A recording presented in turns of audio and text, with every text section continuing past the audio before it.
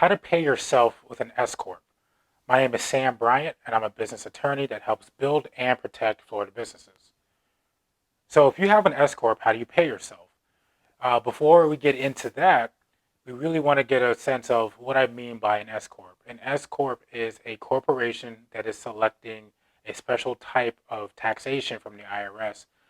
When you have a corporation, you can choose to be taxed in a couple of ways, one of which is the subchapter S election.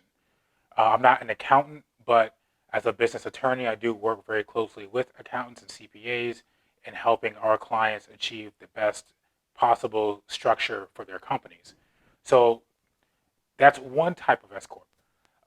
Another common type when I'm talking about S corps is an LLC that is taxed as an S corp. So um, if you have an LLC, and you do have a couple of options as well on how you want to be taxed. And one of those is an S Corp. So for the purposes of this video, I'm talking about both a corporation that is selecting the subchapter S taxation election and the LLC that is choosing to be taxed as an S Corp. So when you're in this situation, you're usually choosing this, or your accountant is telling you to choose this type of election because of flexibility. You have a unique way of structuring your compensation so that you can be more tax efficient than if you did not have an S corp election or you are not an S corp. So, as a business owner, if you have an S corp, you should be able to you should be able to pay yourself in a unique way, and this way works like this. You first set yourself up with a salary.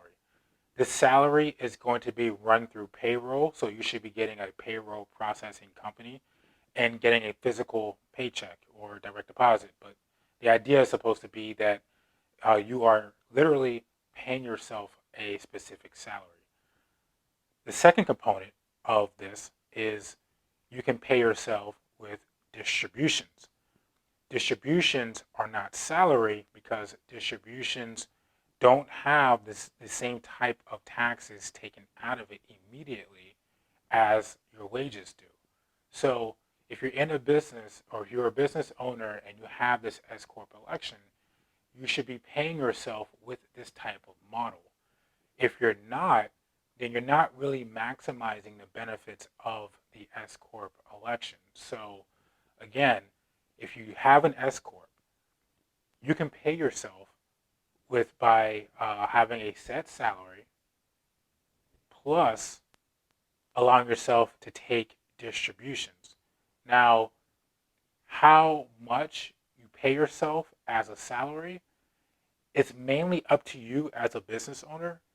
The rule is that it needs to be reasonable given the amount of time you're in the business and what you're actually doing. So, if God forbid you are ever audited from the IRS, you want to be able to show that the salary that you took is reasonable for what you're doing compared to how much you're making and what other businesses like yours are doing. So you want to keep that in mind when you're setting the amount that you're paying yourself.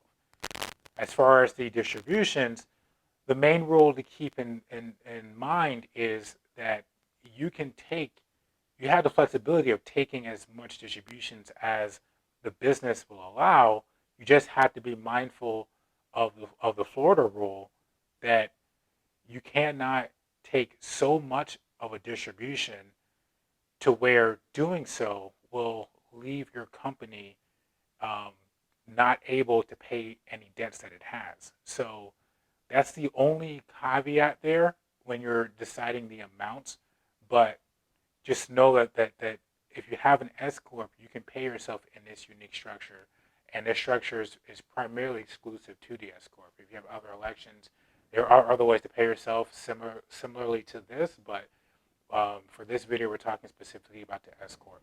So I hope you found that video helpful. If you have any questions about setting up an S corp or how to take this type of compensation properly, then feel free to reach out. I'm always here to help. I can either figure out a way to help you or point you in the right direction.